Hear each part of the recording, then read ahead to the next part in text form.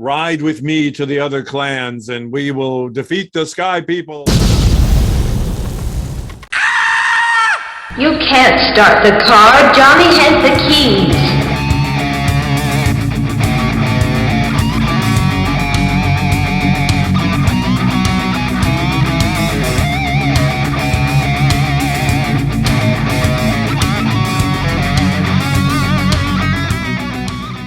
Hello, and welcome out there in podcast and YouTube land. You have reached Johnny Has the Keys. It's a little thing where two guys talk about science fiction, horror, movies, television, sometimes novels, sometimes other genre-related events. We talk about key elements of that particular topic of the week, and then things that topic then in turn referenced or influenced or had something to do with. If you're joining us for the first time, wow, we're so glad you found us.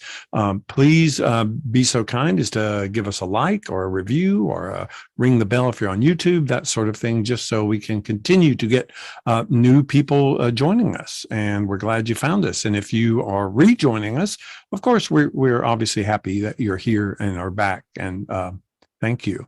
My name is David. I'm here with my good friend Tim. Tim, how are you? How's your genre week been? What have you been doing other than shuddering? Oh, you know, I'm down those corridors always. Always. We were just having a conversation off air about how wonderful Shudder is. Yes. In its curation of really unique, new, and independent films. And this one is right up the alley of that, and is actually in your favorite genre as well. Not sci-fi, that is, but your favorite horror subgenre. I watched a little movie called My Heart Can't Beat Unless You Tell It To. Which is great, I guess. What does that mean, really? Actually, it's kind of a terrible title, but not really. It's just a little too long. But for an indie film, it's kind of perfect, you know. Kind of fits in that little, I don't know, artsy. Niche. Yeah, exactly. Yes. This is a great little vampire story. Ooh, But it is not going to be for everyone. I'll be honest, for all you people out there looking for fast-paced, in-your-face horror, that is not what this is. And I know I say that often, but that's because I'm a slow burn fan. And this movie is about an older pair of siblings, a brother and a sister, taking care of their younger, frail brother who happens to be a vampire. Very moody, very realistic. He's sickly because he doesn't get enough blood, so they have to supply him with blood to keep him alive. And I know that's probably a big reveal, but it really isn't, because you kind of can tell by the title, and then once you start the movie, you know pretty quickly what's going on. Okay. It's also very realistic because it's not as easy to kill somebody as it looks in the movies. People tend to fight back. It was written and directed by a guy named Jonathan Quartus. I would keep an eye on him because, like I said, this movie is pretty damn good. It stars familiar faces, though. I had to look them up. The older brother's name is played by Patrick Fugit, who was in Almost Famous, that movie way back when. And his sister is Ingrid Sophie Schramm, who was just in a movie called Licorice Pizza, which was up for an Oscar, I think, last year. It was, yes. Yeah. But the one of the other character, one of the other main characters is the younger brother, and he is played by Owen Campbell, who is in a movie called Super Dark Times, which I have not seen, and it is on my list. And it's on Shudder, so I'll probably watch it pretty soon. Well, there you go. This is not a happy movie. It's a slow burn and kind of sad, but I really, really like this movie. It's a lot like Let the Right One In, but a little less vampiric violence, because, like I said, this is a frail vampire that they're trying to provide for. And that's what I watched this week on Shudder. Wow, that's good. A good, it's interesting to find. I think, well, I can't speak because I haven't seen Interview with a Vampire yet, the remake, and you're saying you tout it highly as being really incredible. But normally, big mainstream vampires don't work as well as the independents do, I think. So, so it's good to find those little gems. Well, yeah, sort of thing. especially the opposite of each spectrum, and then both be good. Yes. Right. Mhm. Right. So what got you this week? Well, this week I finally did a catch up. I think I mentioned it a few months ago, actually, that I had started Wheel of Time. Oh yeah, Wheel you of weren't going to Time. finish it. You said. I wasn't, but I thought, okay, you've got to do it. At least finish this first season and see if maybe something, miraculous happens near the end of it. And it didn't. So that's really, really disappointed. And I think the majority of it has to go to Rafe Judkins, who is the essentially the creator of the series, for not respecting the source material enough to do the source material. You and I have talked. As a matter of fact, I think I posted something recently online, which was an interview with Flanagan talking about the whole process of doing Dr. Sleep and how he would not do it unless he had gotten permission from King, and King said you could do it. But he also knew that he had to tell King that he was going to base some of it on the Kubrick movie that King didn't like. And after respect. pitching it and talking it, he said, no, do it. Do your vision, do what you want. And even held through so that, and we both know, we both watched it, but, when King saw it, he agreed and liked it. And, well, he did so many things with it. He kind of brought some closure to King for not liking the film by reintroducing it and making, things that should have happened happen. And taking elements that were in the original source material and bringing them back and using them. And that's what this guy, who I'd never heard of before anyway, doesn't seem to understand. He's extremely agendized in his writing and how he's approaching things, and he's changing things that are basic tenets of the story of these 15 novels that have been written over decades, and you don't respect it enough to even treat the first two books with the same kind of character work and everything else. I mean, I think I mentioned when I first saw it that I watched the first 3 episodes that the title of the first book is The Dragon Reborn, and you get the whole dragon mythos and who this character is and the fact that he did all this in the past and was killed, and the prophecy is he will be reborn. It's a typical fantasy. The farm boy is going to end up with the destiny sort of hero's journey. And that's what you buy into, and that's what works, and that's what makes the novels really cool. Well, no, by the first 3 episodes, he's hinting that we don't know who the Dragon Reborn is. It could even be this girl over here. It could be this other character. It could be that character. We don't know yet. Yes, we do. We read the books. We know who it is. To me, that's totally different than saying, was Jack going crazy because of his alcoholism or whatever, or were the ghosts prompting him, or was he the catalyst that ignited the ghosts? Those are interpretations that still work and stay true to the character in the story, in my opinion. Right. These don't. These decisions that he makes all the way through it. Character designs, the way he does stuff, the way he actually treats the magic in it, which is called channeling, and the weaving and the way it's done. It's just, it was a mistake going into it. And I know they're going to do at least one more season, maybe. But I don't think it's savable. What is he known for? Why did he get this gig? I don't know. I guess I needed to do more research on that and find out. I mean, he's done some stuff that's good. He was a producer on Agents of S.H.I.E.L.D., which I like a lot. And did some of some cool seasons, but he came up as a writer, which means, seems like you would have been respectful of this. He wrote for Chuck, the kind of comedy spy thing that was on. He wrote for Agents of S.H.I.E.L.D., of course, and he's written Wheel of Time. Yeah, he's a producer. He's one of those producers that's jumps over into directing, I guess. Yeah, he also produced the werewolf thing. I think it was on AMC. One of the Hemlock Grove. Yeah, actually, I think that was a gay thing. Wasn't that on like Logo? Maybe may have been. Yeah, I've heard of it. I've just never seen it. Right. So that's where he came from. But just this was the wrong material for him, I think, or his approach to this material was wrong. Because it does have some impressive effects. It has some great casting. I mean, I love Rosamund Pike, and I think she's very talented. But she's probably the best thing in the movie. I mean, the series.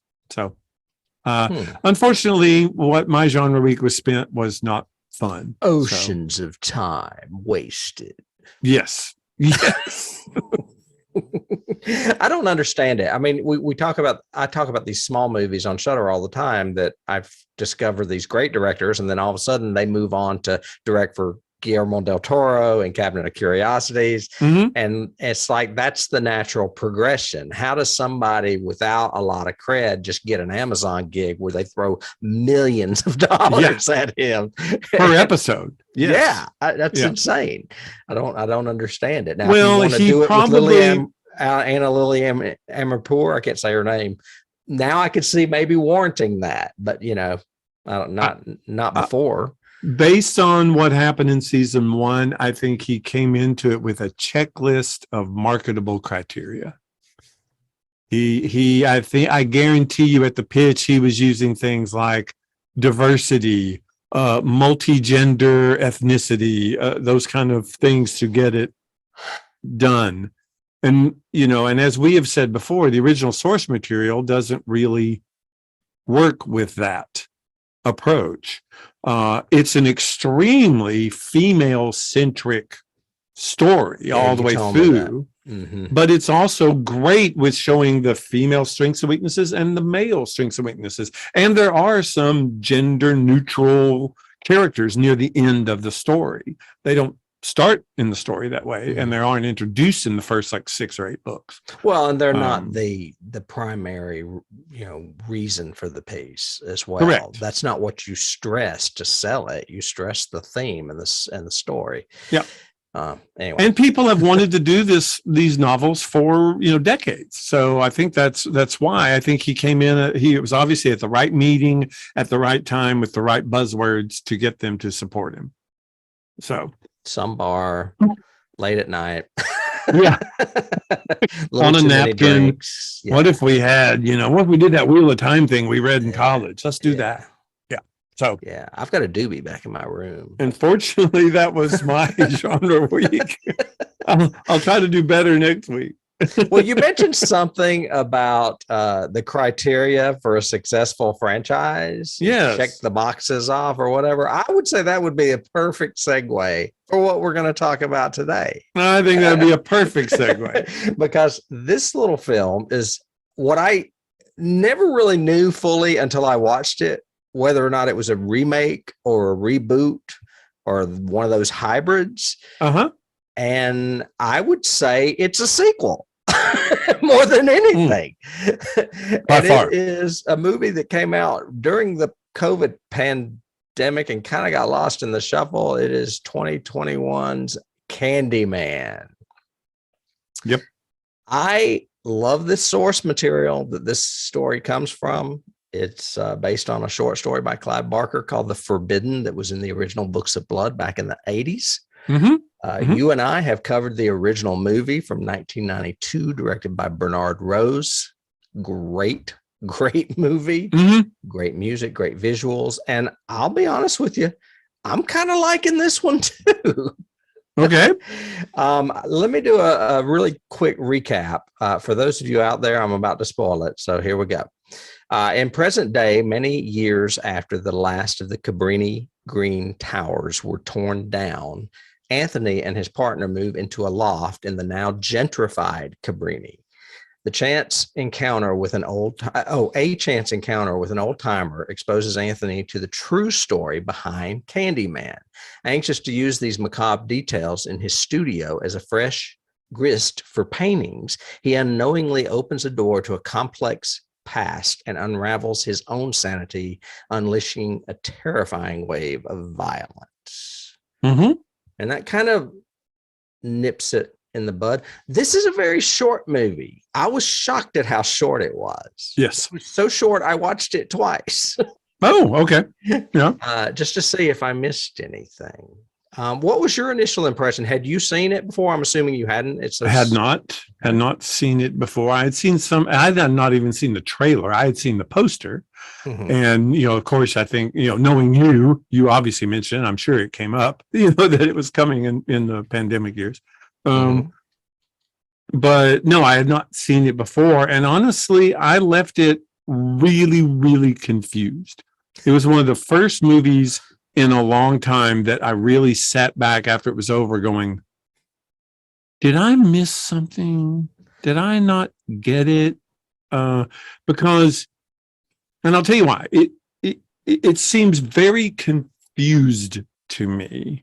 It seems like it was doing a sequel without giving into the sequel, because we had to have a villain at the end, but is that a paranormal villain or not? Obviously it's paranormal. We've seen multiple murders that weren't done by the freaking dry cleaner guy, but he's part of it in some, and it's really, really, to me, kind of like Wheel of Time. It seems agendized. It seems, and I don't think that's Jordan Peele. I think that's whoever this director was, because I think Jordan Peele is really good with the ethnicity approach that he has to all his films.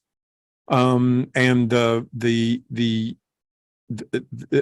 I mean, his first movie blew me away. That was just still one of the scariest, best performances. Socially relevant. Yes, everything. Socially relevant works. Us was just terrifying, and works, and everything else. I haven't seen Nope yet, but I've heard it's really good as well. But this is this whole beginning of this art scene and white gallery owners dictating to this black man what they think art is and trying to define his art, and him defending that, but not defending it in a way that we agree with. He defends it in a way by just being a jerk. And you're like, well, then I don't like you anyway. Are you the hero? I don't know who the hero is. And that's one of the things I like about the movie, is there are no clear defined lines as far as heroes. Okay, then that may be something that you like that I did not. I'm much more into the pedantic of who's the hero that I'm following. And if he's the cursed hero, I should feel something at the end, but I didn't. Well, I think the big reveal, and this is another spoiler for you out there, folks. What? Is that we're from the original. Now I'm skipping the two sequels to the original movie because I really couldn't tell you anything about them. Me either. The Farewell to the Flesh and the direct-to-video one.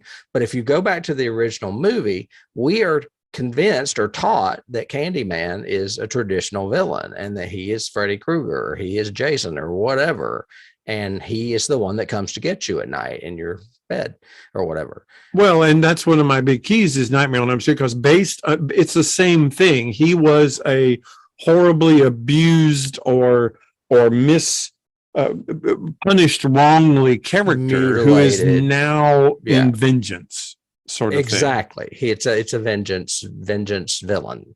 But in this, even the way they portray the vengeance guy, he's a nice guy who's given candy to kids, who was beaten to death by the cops. And I'm like going, what? Then why would he be coming back killing people?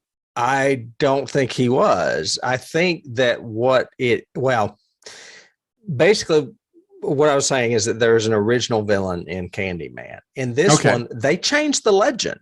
They basically say that Candyman is multiple people that have been wronged or mistreated or mutilated in the past. And I think the whole character, I can't think of that actor's name. He plays Strand on Fear the Walking Dead.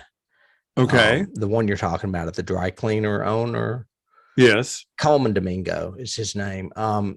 He plays William Burke. His character is, I think, just kind of bonkers because he's the kid that saw Candyman or witnessed what he thought was Candyman as a child. And I think he just became obsessed with it and wanted to bring him into the world for justice. I don't know, against whatever happened to him in his life, what have you. There are multiple Candymen in this movie, and that was one of the things they led up to in the promotional campaign for this movie. Is Tony Todd in it? Everyone wanted to know, is Tony Todd in this movie? Right. And he is, but he is not necessarily the villain in the movie. He just makes an appearance because he was a past Candyman. Mm-hmm. And so you do see his face in the cloud of bees, briefly at the end. Right. But as far as visually, this movie kind of blew me away. Her name is, the director's name is Nia DaCosta. Yes. And she is helming the new Marvel movie coming out called The Marvels. The Marvels. Yes. Yeah. Jordan Peele was originally slated to direct this project, but he had some kind of conflict and he moved on into a producer role. But he did help write the script. So the script is somewhat his idea. Yeah, I mean, the pluses and minuses of the film, in my opinion, on my list. The definite plus is her direction and the cinematography. Mm-hmm. Her camera angle selection alone is great. It's phenomenal. Even like, to your point, the young boy who grows up to be the laundromat guy, William. Mm-hmm. When he actually is seeing Candyman, or this character actually is giving candy to kids. He just happens to have a hook. He's handicapped. But when he is witnessing it, she even takes the camera below his eye line level, like almost to his chest, looking up at a kid who's looking up at this. Mm-hmm. And it's just really dynamic and cool. Her framing works very well. My favorite shot probably in the entire movie is the pull away from the artist critic's apartment and her murder. I think that was one of the best scenes I've seen in a lot of movies. What part about it? I'm curious. We're on scenes anyway. Well, it starts with him daring her to say Candyman. She goes to the bathroom, right? Starts to say it, and then it cuts, and you think she won't. Yeah. Cuts to him picking at the scab, so we get all the body horror crap. Yeah, that was. Then gross. He goes to, and then he has the whole mirror revelation with reaching out his hurt hand to the to the claw stump of Candyman, back and forth, and the bees and and she surprises him coming out of the bathroom going, "Are you okay?" And he says, "I've got to go." He leaves, but we don't see him leave. We suddenly cut to outside the apartment, and we see him in the window go and exit and go away. And then we see her kind of talking to him, and the camera is pulling back. And all of a sudden she is picked up off the floor and slammed into the glass, and then stretched across, and then all this. I was going, and the cameras are still pulling back, nice and normal and right. sweet. And I was going, that is just brilliant. Yeah. All of the murders to me are just vibrant scenes that strike me. Very effective.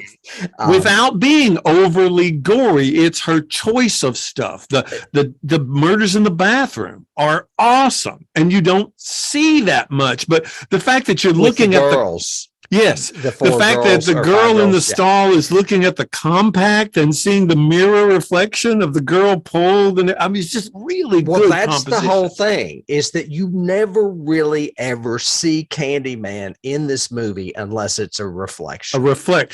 Until the end.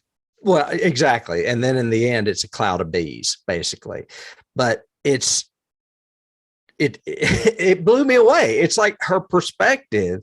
But to have the skill to execute that, I mean, that takes a lot of brain power, because you've got to have windows where you could see a shape go by in reflection in the windows. Yep. Or you've got to have water or blood on the ground where you could have a reflection in something shiny, or you have to have a mirror, which is the easiest way to do it.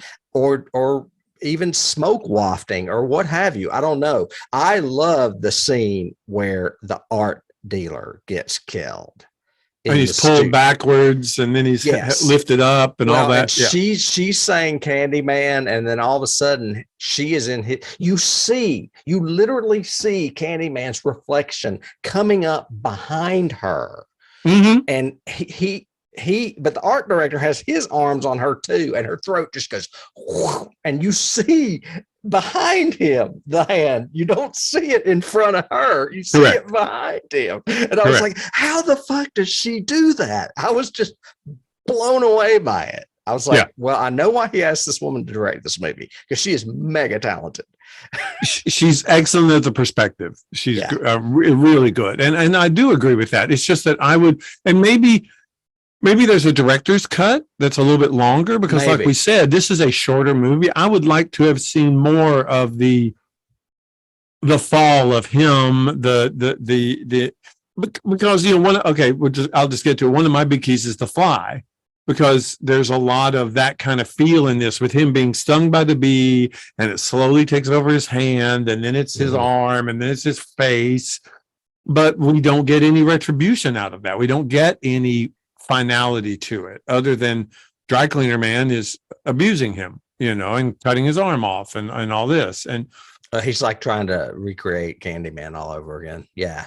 And he's wanting to do it, obviously, for pseudo political reasons, I guess. He wants it to be, this is what the Black people of Chicago need. They need a vengeful hero artist kind of thing. But I mean, Coleman Domingo was a perfect person to play that part, because everything I see him in, I think he's crazy.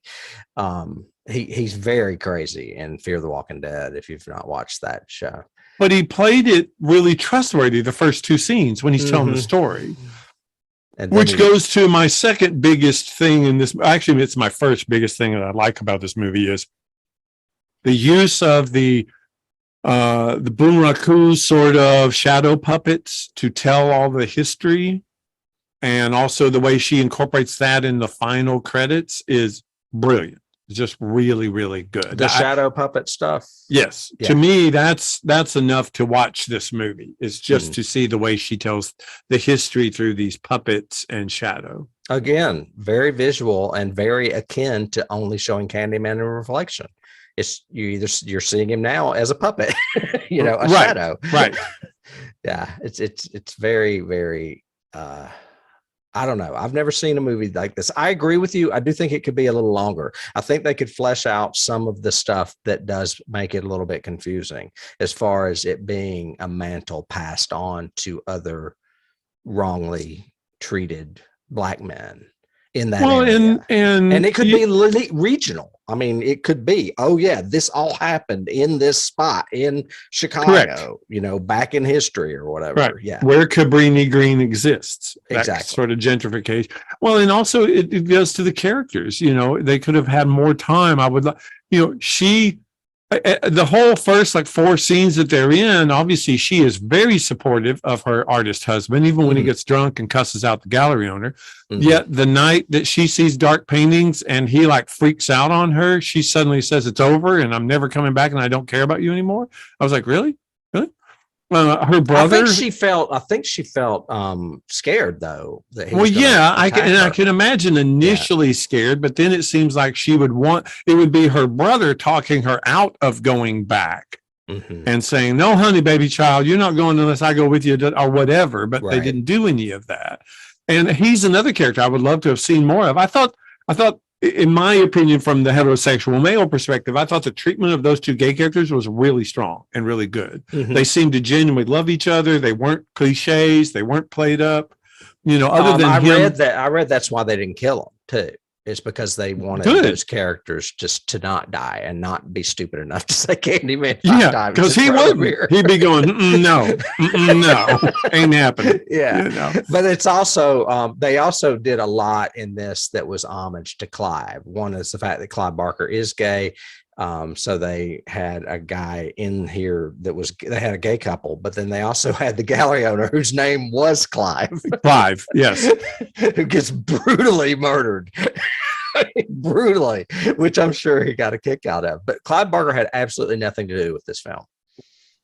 Well, I mean, again, I think it was a little far removed from the source material. A little bit. To your point, this is definitely a sequel. I mean, they are showing Virginia Madsen's picture and her essays, and we're hearing her voiceover. Yeah. So this is definitely a sequel to Candyman. And I think that's what really surprised me. I was like, this is, we're living in this day and age of Halloween reboots and Friday the 13th reboots and potential Texas Chainsaw Massacre reboots and a potential Nightmare on Elm Street reboot. And I thought that's what this is going to be, another one of those. And it wasn't. And I thought that was refreshing. I really found that refreshing.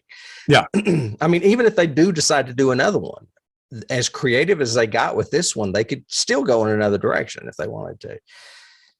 Agreed. I think they could.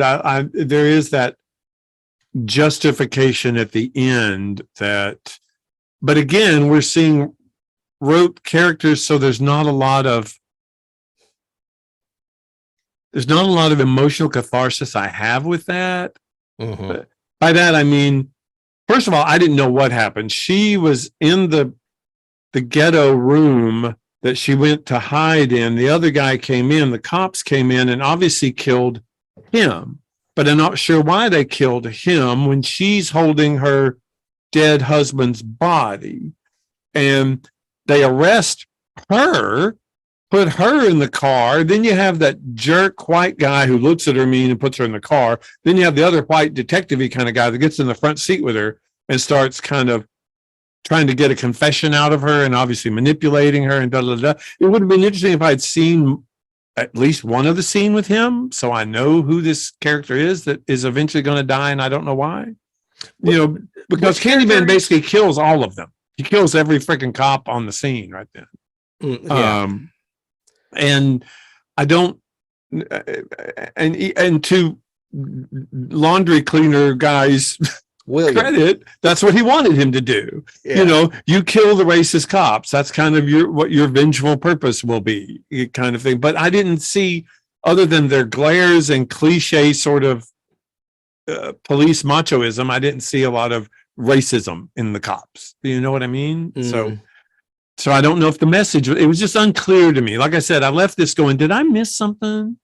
I'm not sure what they're trying to say. I think you have a valid point in that it is a very lean, mean, fast movie, and it probably does need a little more fleshing out. No pun intended at all. I got curious because we were talking about whether or not they could do a sequel or go further. Yeah, and I wondered what it made and if it was a hit.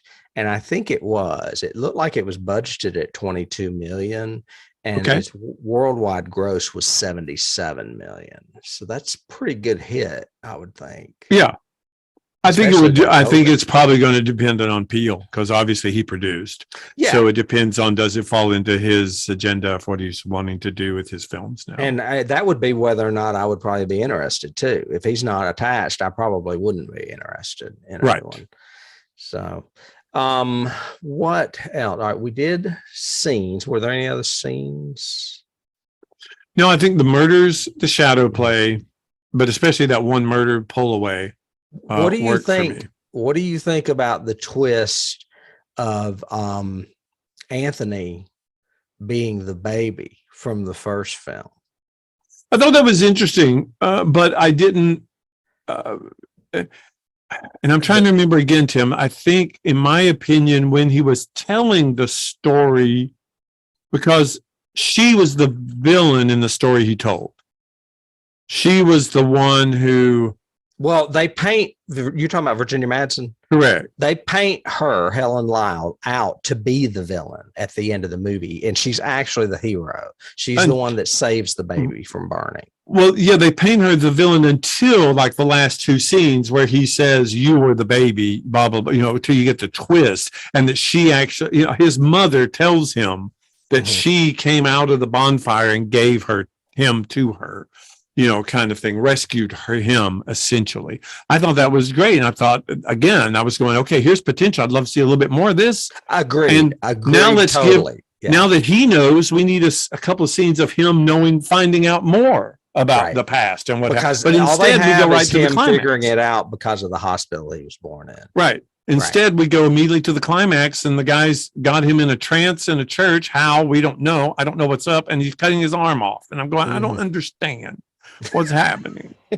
So it's Dr. Evil. It's his plan. He's Dr. Fives. That's it. I just thought it was great that they brought Vanessa Williams back to play Anne Marie from the first film. And she looks just as young as she did in the first film. She looks fabulous. Yeah, she did look great. And she tells him, you were that baby. And Helen Lyle is not a bad guy. She's a bad person. Yeah, she saved you. Right. So I loved all that too. That was a nice little tie-in. But anyway, I didn't mean to. I was deviating from scenes into that because I didn't want to forget to mention it. I have a little on casting, not a lot. I think it's a great cast. The guy that plays Anthony's name, I will never be able to pronounce this. It's Yahya Abdul Mateen II. Lakeith Stansfield was considered for the role, but he turned it down because he was offered Judas and the Black Messiah, which garnered him an Academy Award nomination. So probably wise on his part. Mm-hmm. But two up and coming African-American actors, obviously up for that part. I loved Tiona Paris, who played Brianna. I don't know her from anything. Do you? No, but she was very strong. Yeah, she's great. I mean, like you said, the scenes with her and Anthony before shit hits the fan, and the gay couple, her brother, they're so natural. They're just really well done scenes of them sitting around drinking wine. Their chemistry is awesome, and the realism of what they are talking about and everything else works really well. They're just very, very good together. That's why it was very weird when there was just even though he scared her, there was such an abrupt, no, it's over between us, blah, blah, blah. And then suddenly at the end, I'm crying for you again.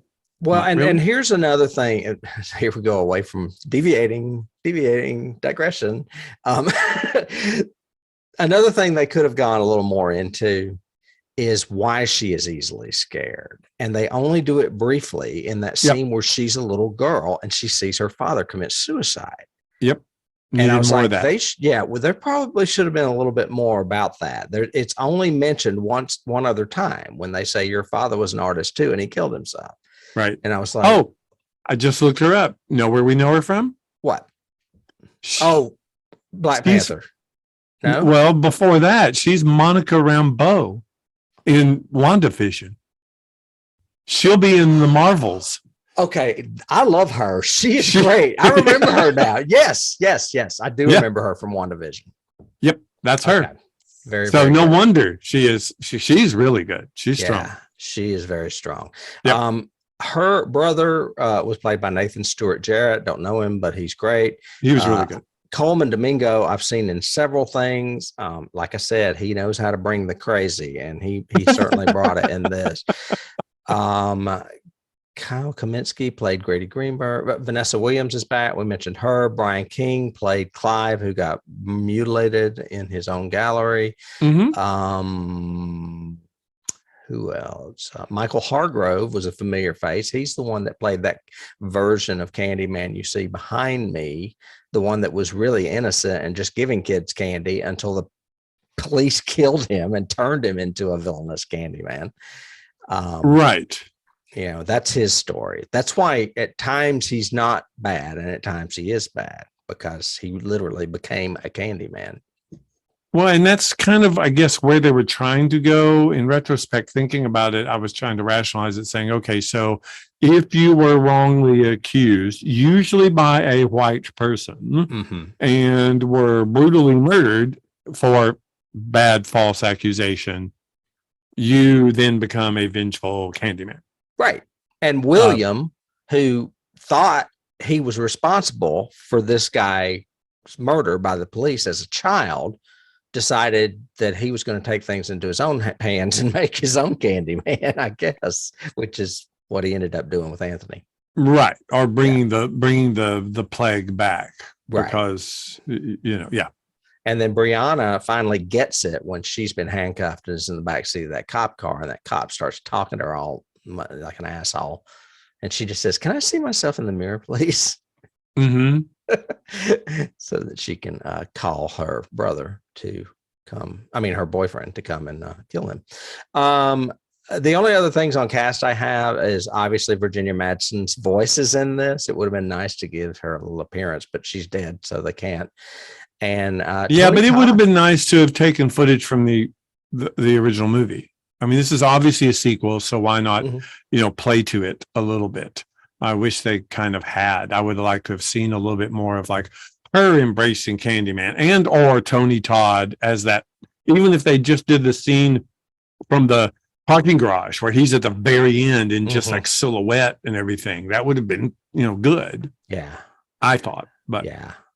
And speaking of which, that's the other one. Tony Todd is in the film, but they de-age him in a swarm of bees. So he looks like he's his youthful Candyman self. well, there you go. As far as awards, this movie won some awards, Okay. mostly on the small circuit. The Sunset Film Circle Awards, it won the Fire Director Award for Nia DaCosta. She actually tied with Lin-Manuel Miranda for Tick, Tick, Boom. The Critics Super Choice Awards gave Yahya Abdul-Mateen Best Actor in whatever the Critics Super Choice Awards are. It was nominated for Movie and Villain as well, which it did not win. The Fangoria Chainsaw Awards also gave Yahya Abdul-Mateen an award for Best Lead Performance, as well as nominating it for Wide Release and Costume Design. And lastly, the Black Movie Awards gave it Best Director and Outstanding Achievement in Screenwriting, which I think is what we would agree is the one weak spot probably of the film. Yeah. I would agree. Yeah. And it did not make the 1001 movies you must see in 2021 No. or whatever. No. So actually of all time, but it did come out recently. And that list is updated recently. I noticed it. So it's not on there. So. Well, I mean, again, I think you might see the original more than you would see this one. I think. And in looking and doing some research on it, a lot of people were thrown off because they felt it was too politicized and too much of an agendized sort of, we're trying to make a statement about racism and police brutality and yada, yada, yada. And I didn't get it that strong, but I did get it. I kind of wish that would have been more. Agreed. Yeah, I'm the same way. Flesh that out a little bit, but I also want to see more into the reasoning behind Williams' obsession with bringing Candyman. Yes, out. So maybe see him at a teenage level where his older brother is killed by police or something. It would have probably also made more sense if he was white, but then if he was white, he wouldn't have been a little kid in that building back in the 90s or whatever. No way. So, yeah. But yes, to that point, and I thought it was interesting that they did keep the, how we talk about when they do a reboot or something, or they homage the original in a way that's kind of clever and different. In this one, it was, I'm all the way down the stairs in the basement doing my laundry. I see the Candyman. I start screaming and the cops run to my rescue. Wasn't it in the original? There was something with like the public restroom. And there was a kid in there, and that was a murder or something. Yeah. Yes, there was in the original. So it was that kind of. It took place in the restroom. Another thing that's kind of homage that you mentioned is in the first film. There's that great opening shot that's like a panorama of the city beneath. Like it's almost like you're floating over the city and over Chicago. Over Chicago. Mm-hmm. And then there's also the scene where Candyman is floating above Helen. I think it's Helen. Yes. Well, in this one, they have that elevator scene where Anthony's standing there and he looks up and Candyman is upside down above him. In the mirror. In the mirror. Mirrored ceiling. Yeah. Yes. And I was like, ooh, that gives me that same weird feeling. They also had a really unique opening credit sequence that was kind of similar to But it was reversed. It was like you were lying on the street looking up Up. Yes, at exactly. all the skyscrapers and all the buildings and everything. And that was a really unique homage, I guess, key, obviously, to the original. Oh, yeah. I I mean, mean, the original is definitely a key. oh, the original is a huge key. I've got all the way, several times in this. Before we move on to keys, did you have any other trivia? I think I had one thing. No, not really. I would love to know who actually did the shadow puppets production wise and where that came from, because they were very good and very I'm well. sure it's in the well done. credits. I just didn't look. Yeah. I have one thing that I don't know if this will clarify or confuse, but in trivia, I have that the film was released 29 years after the first film, which this film is a direct sequel to. For the franchise as a whole, it comes 22 years after Candyman Day of the Dead, 1999, though it is ironically set 1 year earlier, 2019, than that film. Right. And it is the first Candyman film without Clive Barker's participation. So, Okay. that's all I have. I mean, I think they're trying to give you a structure to add in those two sequels to the first film, and I just don't care. Yeah. Yeah. So, No, I don't even recall anything from the sequels at all. I think I saw the first one. I think it had Jennifer Jason Leigh in it, maybe, but I don't remember. And the second one was direct to video. Okay. All right, keys. The Bible. No, I'm just kidding. The original movie definitely is the biggest key, I think, from this. And then I also have, like I said, I have The Fly because of the kind of body morphing sort of thing that happens as he gets stung by the bee, which doesn't happen in the original. No, and there's some definite body grossness in this that kind of got me. The whole couple picking of the places. scab thing. Ugh. Yeah, that was pretty gross. I have Nightmare on Elm Street, not only for the premise of Freddy being the abused person who was then wrongly murdered and has to take vengeance, but also that whole sins of the parents come back to haunt us sort of thing, because Anthony really is the rescued child and now he's the one that's suffering. And that whole kind of sins coming back part of Nightmare. I totally get that.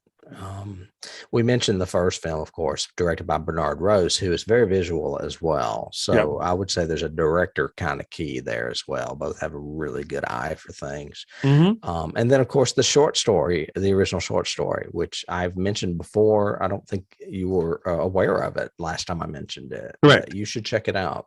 Yep. It's called The Forbidden.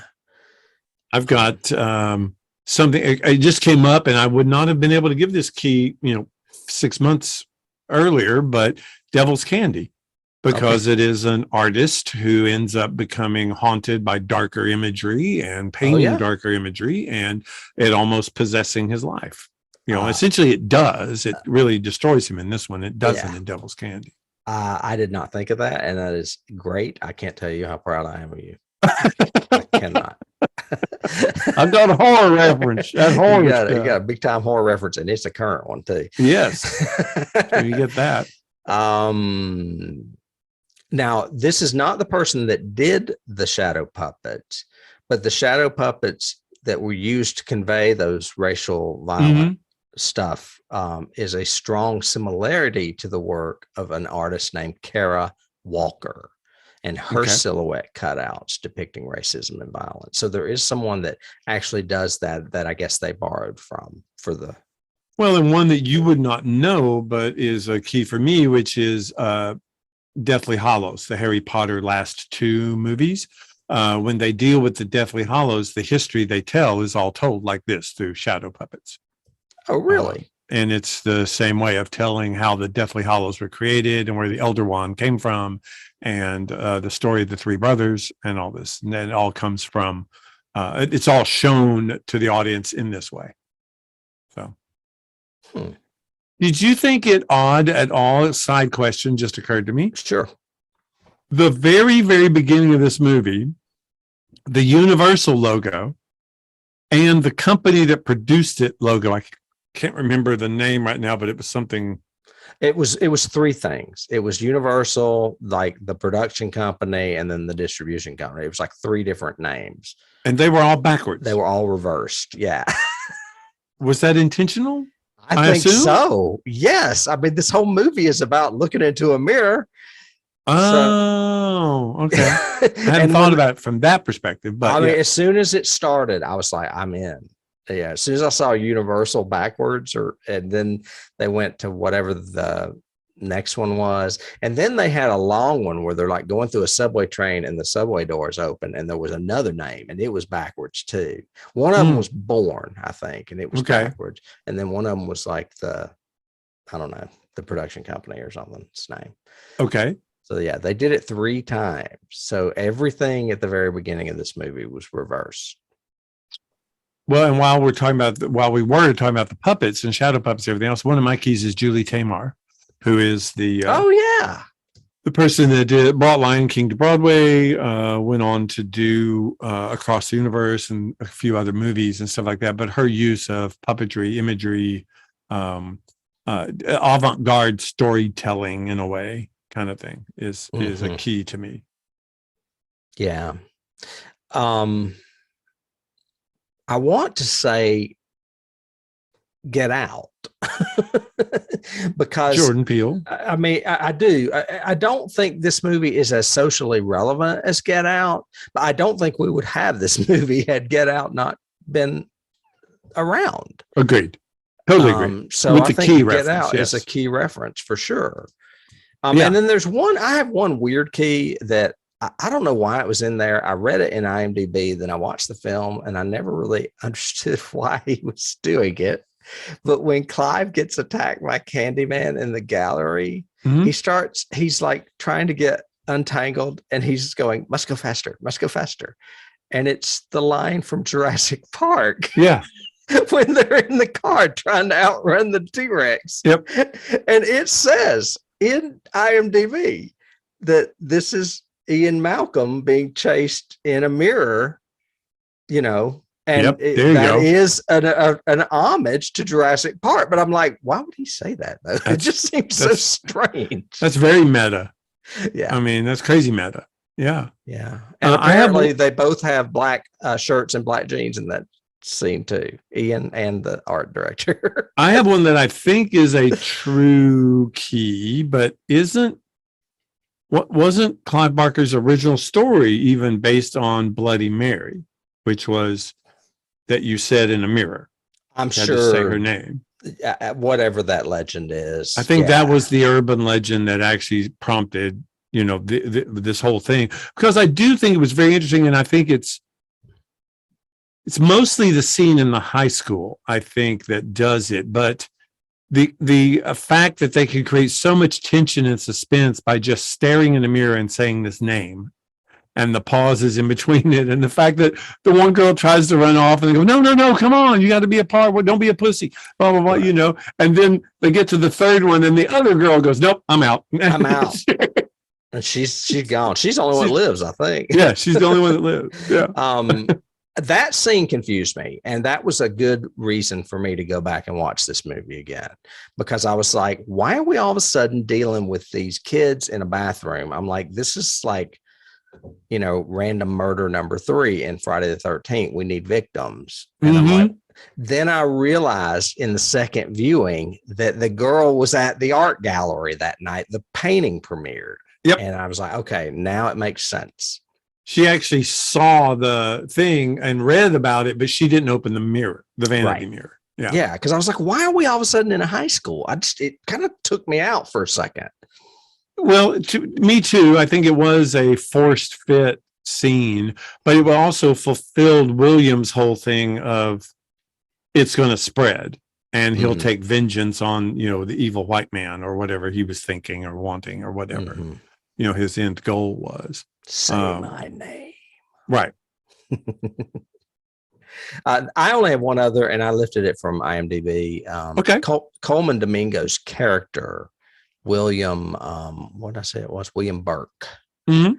is he shares his name with a 19th century Scottish serial killer named William Burke Okay. of Burke and Hare. Do you know anything about Burke and Hare murders? I don't. Nope.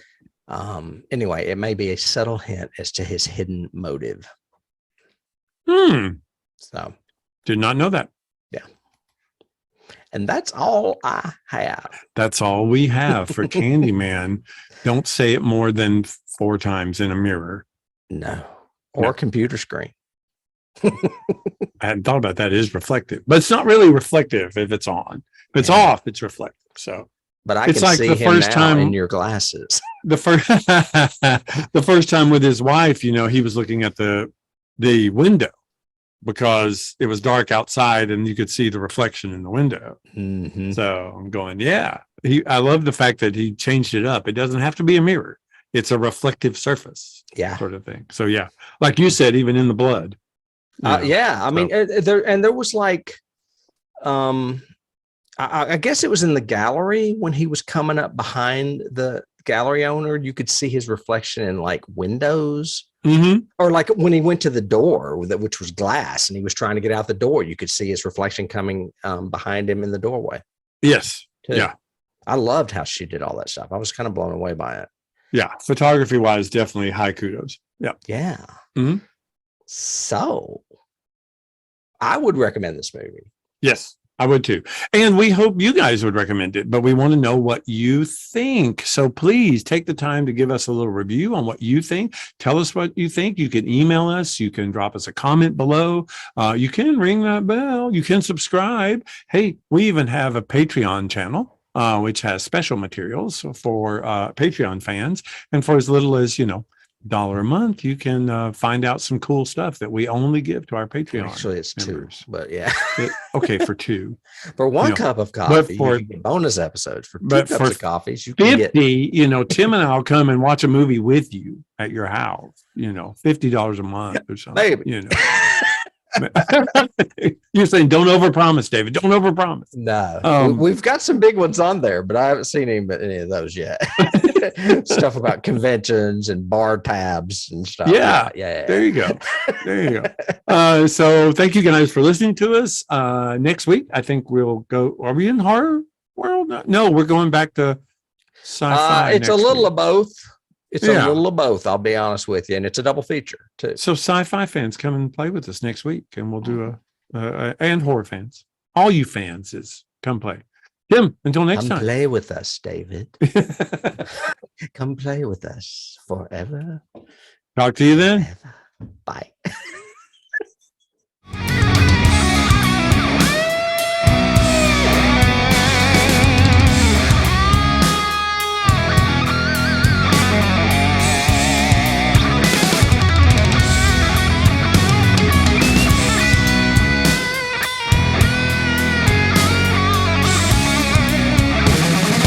Can't start the car. Johnny has the key.